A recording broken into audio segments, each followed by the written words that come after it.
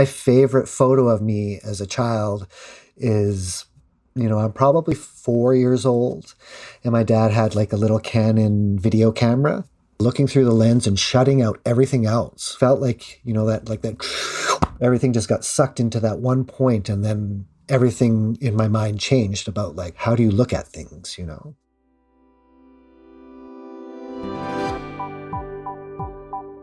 From the Understood Podcast Network, this is How'd You Get That Job? A podcast that explores the unique and often unexpected career paths of people with learning and thinking differences. My name is Eleni Matteo, and I'm a user researcher here at Understood. That means I spend a lot of time thinking about how we find jobs we love that reflect how we learn and who we are. I'll be your host. While photography can be an escape into someone else's world, looking at others can also help you learn more about yourself. That's part of the reason why my next guest, Ryan Walter Wagner, started his ADHD portrait project. Ryan is a freelance photographer, which really works for him because of the flexible schedule and creativity involved. When he was recently diagnosed with ADHD, it inspired him to start a number of ADHD-themed projects. Ryan, thank you so much for being here. Oh, yeah, thanks for having me. So you're a professional freelance photographer. Can you tell me a little bit about the kind of photography you do and the projects that you work on? Yeah, I kind of have two folds in my photography career. One being more of a corporate professional, working with companies and businesses and doing really slick photography work. My personal work is more based in photojournalism, portraiture, and just telling stories and, helping voices that maybe aren't as loud as they should be. That's the stuff that I'm really passionate about. So I'm always looking for those kinds of stories to help tell. We've had a lot of people on the show who have talked about not enjoying or being able to work in like more of a traditional workplace setting or like a corporate environment. I know that you just mentioned that you have your more personal projects and then more corporate things, but do you want to talk a little bit about how that might relate to you when we talk about, traditional workplace environments? For sure. I mean, as a photographer, when I was coming up and trying to gain experience and stuff, I did get hired by a few portrait studios and I learned lots. And those were kind of part-time. So when I quit them, another studio came to me and offered me an amazing job. They basically asked me, what do I want to do for their studio and how much do I want to get paid? So, I mean, it doesn't really get much better than that. But for me, it wasn't great. For me, going into the same place 9 to 5, it just made me feel lost. It made me feel like I wasn't doing the right thing. And that's the main thing, is like having to go and do the same thing every single day is just too monotonous for me, no matter how much they're paying me or how much freedom they're giving me. Just wasn't right for me. When I really sat down and wrote down, what do I want out of employment? Always the number one thing that came up for me was freedom. Just the freedom of my time, the ability to control my schedule. And I'm at a point like that in my life now, which when I say I photograph for companies in corporate world and events and that sort of thing. Because I'm the professional stepping into these worlds, I do get to control how I do it. That's taken me 20 years of working jobs and wondering what I'm doing in life and how am I doing it? Why am I doing it, to get to this point where I'm like now in my 40s feeling like, okay, I think I figured out how I work best. Also, a part of it is like people telling me what to do is a tough one. And I actually had a conversation recently with a friend where we were talking about working with people, and you maybe present to them, here's this task and here's how we do it. And for me, when that was given to me, I would look at it like, that's a crappy way to do it. Why don't we try and do it this way? And I'd always think in my head like, oh, I'm being so lazy. Like I'm just finding the easiest way to do it. And I always kind of had that little bit of guilt on me, thinking that I was lazy, even though I was figuring out quicker, efficient, better ways to do these certain things. And it kind of comes into those two roles of like telling me where I have to be and telling me what I have to do. It was crushing. It's crushing to me. And I'm sure nobody really likes that, but I wanted to do something about it because, I mean, if you got to go and make money every day, I need to figure out how to do it in a way that's actually going to be satisfying to me in the end, right? So I feel like I'm getting pretty close. Oh, good. Yeah, I think it's so important to figure out like what works for you personally. That's really interesting in terms of thinking about how, people with thinking and learning differences think differently about things and like problem solve in that way. Yeah, and that, I mean, just the problems. I've always felt like I was a good problem solver, but again, this guilt of feeling lazy about being a problem solver is something that kind of came more to light when I was diagnosed with ADHD.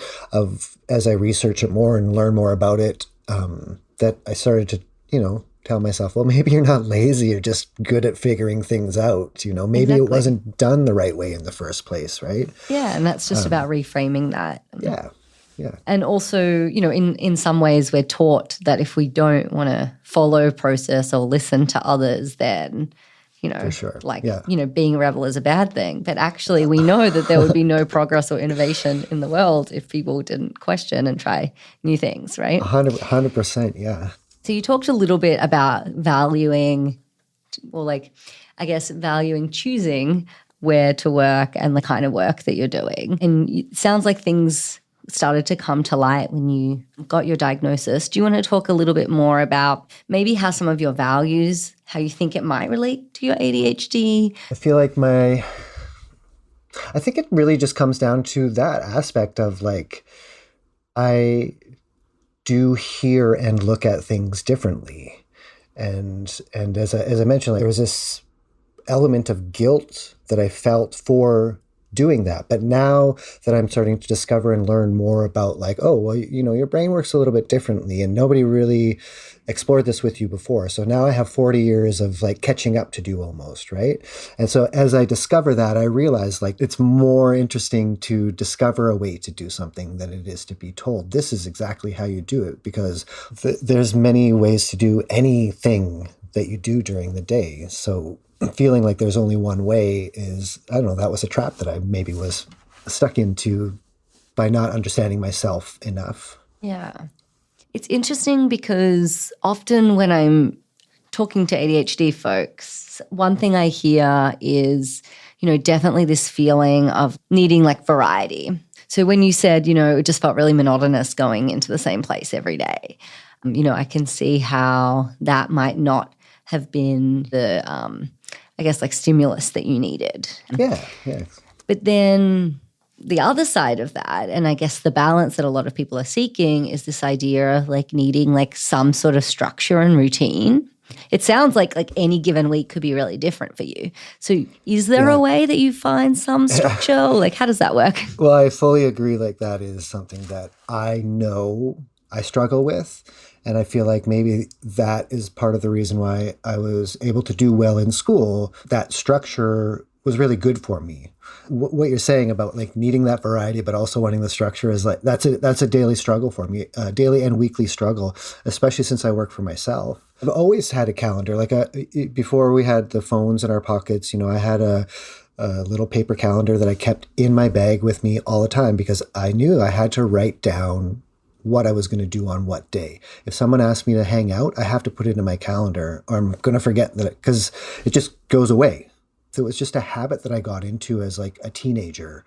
And it was more of like, in my mind, I really wanted to be an organized person, kind of professional. I was trying to do a lot of things, starting my own businesses and these sorts of things. So I felt like being organized was really important. I had no idea that it was because I had a neurodiverse brain or anything. I just knew that worked, and it made me feel good to like have a plan to write down into my book. And now if I didn't have my calendar, I would feel a lot more frazzled and a lot more lost. But I also have like my manual list that I have on my desk, and I just write down everything that I want to do from big to little things and cross them off. Some of those things will stay on there for 4 months and then just be gone from the list altogether. But those are two things that I felt like I kind of have been doing most of my life. And then as I discover, it's like, oh, well, part of the reason that I'm good at being on time for meetings and that sort of stuff is because I write it all down and I keep it logged in so that I do the things that I said I was going to. Totally. Yeah. It's good that you have a system. This by accident system, which is great. Because it's harder to get into like these habits, as I'm discovering more about ADHD and things that can help make it a little bit easier just navigating through the world. New habits are so hard to do. Like I will do them for a couple days or a couple weeks and then they'll be gone. I'm just fortunate that I thought of that young because now it's just built into me to go and do that. Before we go into like the photography career path, I kind of want to go back to what you said about like, quitting every job you've had. And, like I often hear in my research that it is really difficult for people with ADHD to really spend time doing something that they don't like really love and enjoy. It's like quite painful. I'm just wondering, like, do you have any good stories of jobs you've quit? If it relates to ADHD, like if you can relate it back, that would be great. But yeah, I mean, for me, growing up, I had no career path that I was going for. I played music in a punk rock band, and to me, that was like, well, that's what I'm going to do. Why not? And so I went hard for that. I put out my own records. I booked my own tours. I did all of that sort of thing. And I had this job at a toy store, but I wanted to go on this like 3-month tour with my band. And so I told them that I was going to quit because who's going to give you 3 months off of a job? Nobody. And then they insisted that I don't quit and that I come back, which is interesting to me. And I kind of took them up on that, and I went and did what I was passionate about. And when I returned, I moved to a different city. And so I went back to the job. I said, I can't afford to drive to this job anymore. It's not worth it for me. And they transferred to another job and to another branch of the company. And that was good. But it was still the same thing as like the reason I wanted to go away for 3 months because I didn't care about this job. And so what I did with that job is, I took my 2 weeks vacation because I was going to open my own record store. And I had prepped us all up. I got a space, I got inventory, I got, everything ready. I took my 2 weeks vacation to kind of set it up and open the store. And like, I just never called them back.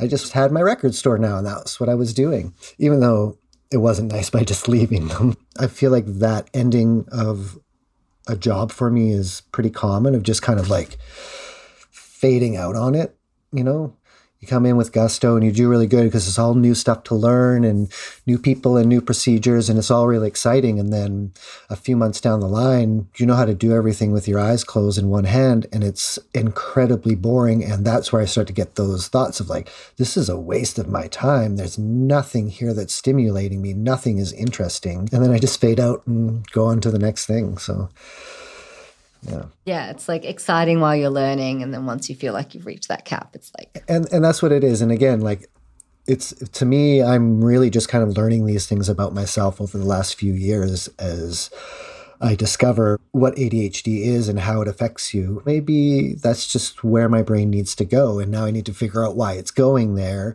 and what can I do to make it not want to go somewhere else,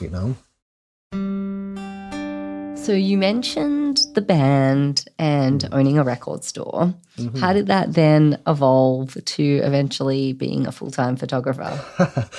Well, I mean, when I was playing lots of music, I got to travel around a lot. So I always had a camera with me. Like from when I was a kid, we would do Christmas or we'd go on a vacation and I was handed the camera or the video camera.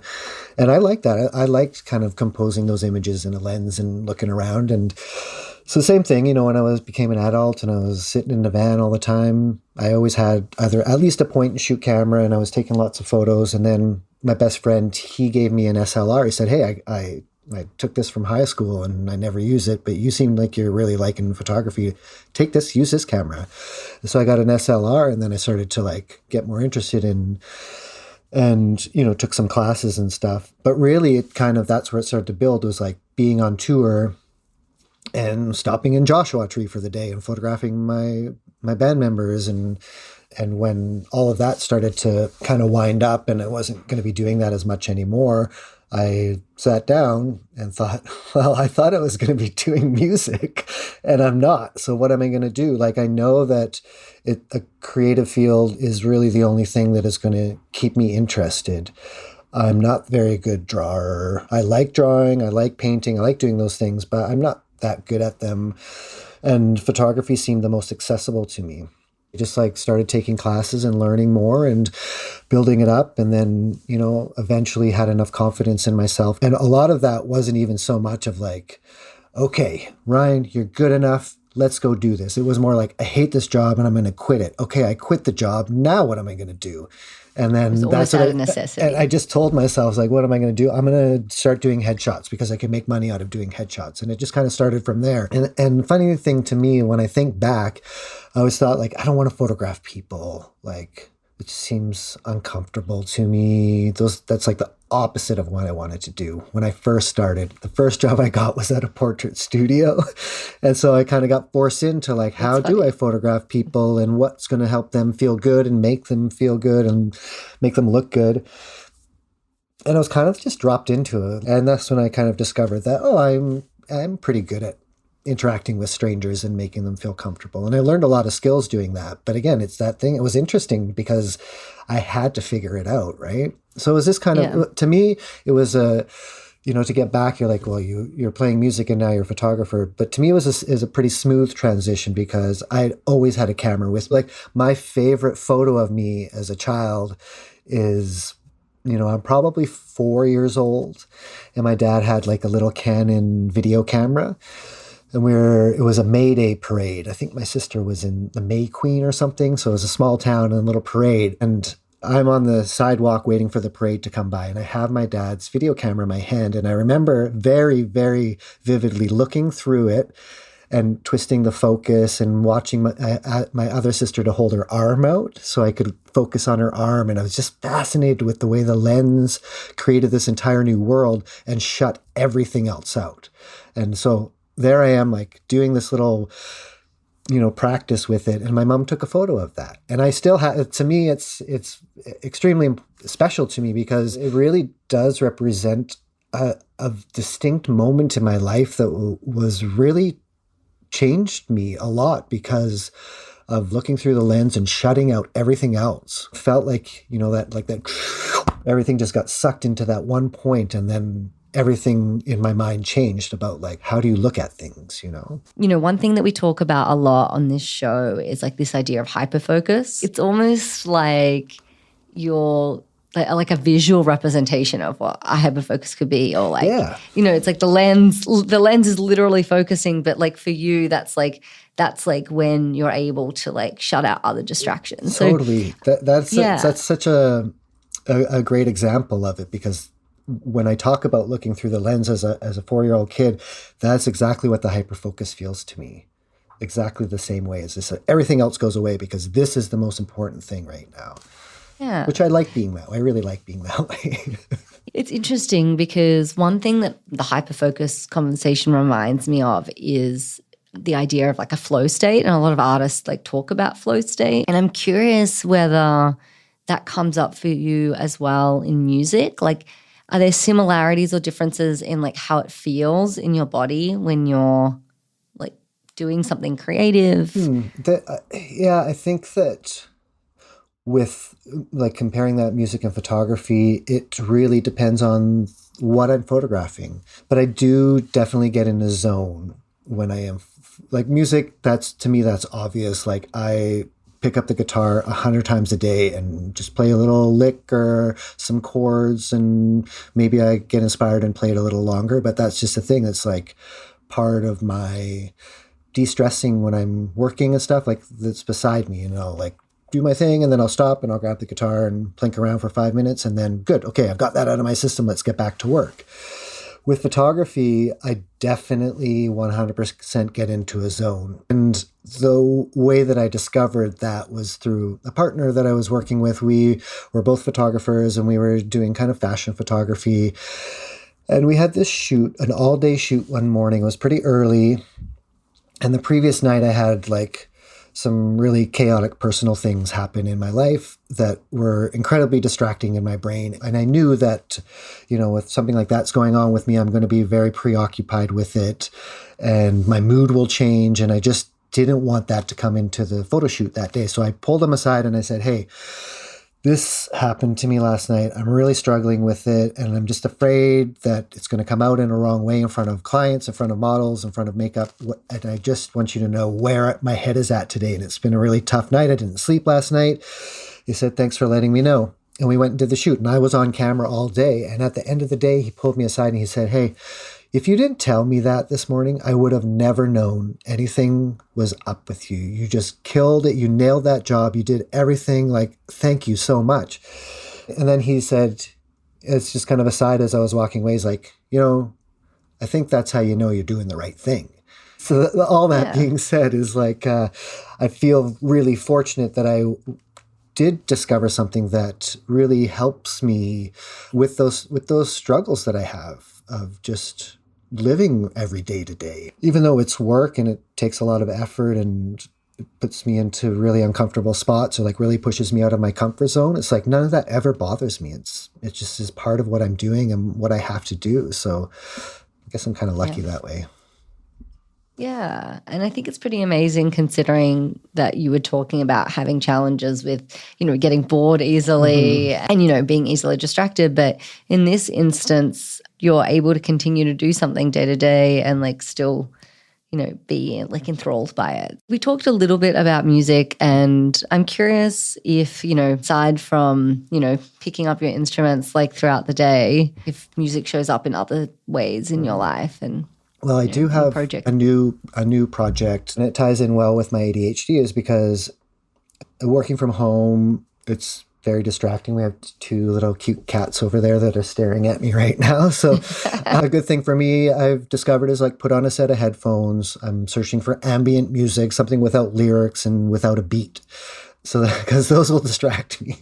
Any weird chord changes that'll completely derail me. And so I've been searching for that kind of music to varied success, nothing that really kind of blew me away. And then myself, I got some new equipment and I went down to our practice space with a friend, and I was kind of messing around with this new amp and all these new sounds and everything. And it started to inspire me a little bit to like, I wanted to make some kind of ambient drone experimental music. And I was like, oh, this is the music that I've been waiting to have on my headphones to focus the work. So I took it upon myself to continue to do that all my free time over the next few weeks. I would go down there and make a 30-minute drone song. And so that was a piece of music that I was able to create for myself, really for myself. Surprisingly had a bunch of opportunities come out of that, but really why I was doing it so that I had the right focus for myself. Yeah. And it's interesting because I'm sure, you're creating it for yourself, but it would help other people with ADHD too. And I'm sure there are others looking for something similar as well. 100% agree. Like, I did have surprisingly I would be surprised if anybody approached me, just because to me, it's just like hitting one note and letting it play for 30 minutes almost. Right. But I had quite a few people interested in the project and want to contribute to it and that sort of thing. So it kind of built up a whole different community for me as well.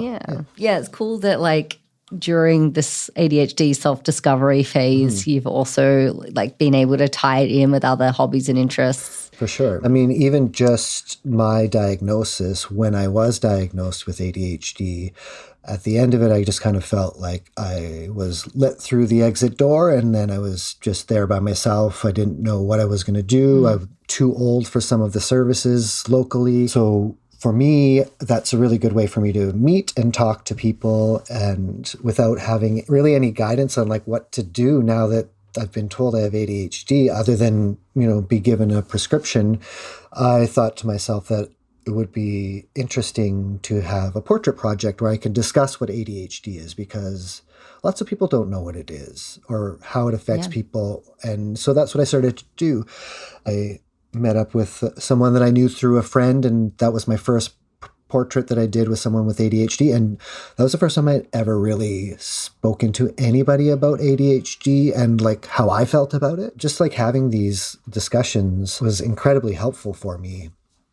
And as it turns out, incredibly helpful for a lot of other people. I would follow that portrait project up with an email to the person participating and just say, you can answer one question for me, and you can put it into one word or you can put it into 10 pages, whatever you feel comfortable with.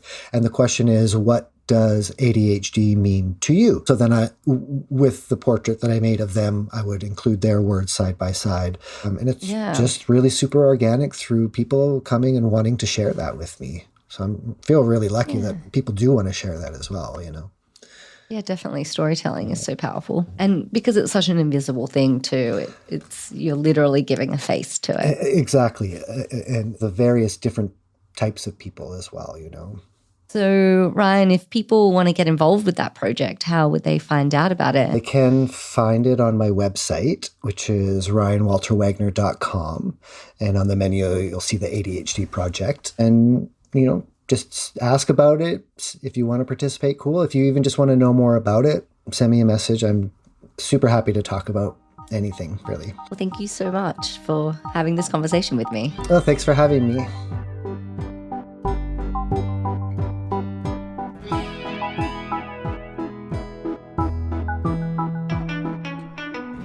This has been How'd You Get That Job, a part of the Understood Podcast Network. You can listen and subscribe to How'd You Get That Job on Apple, Spotify, or wherever you get your podcasts.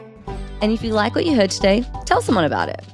How'd You Get That Job is for you, so we want to make sure you're getting what you need. Go to u.org/thatjob to share your thoughts and to find resources from every episode. That's the letter U as in understood.org/thatjob.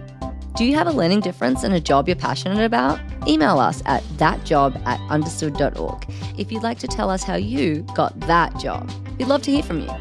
As a nonprofit and social impact organization, Understood relies on the help of listeners like you to create podcasts like this one to reach and support more people in more places. We have an ambitious mission to shape the world for difference, and we welcome you to join us in achieving our goals. Learn more at understood.org/mission. How'd You Get That Job is produced by Grace Tatter. Brianna Berry is our production director. Andrew Lee is our editorial lead.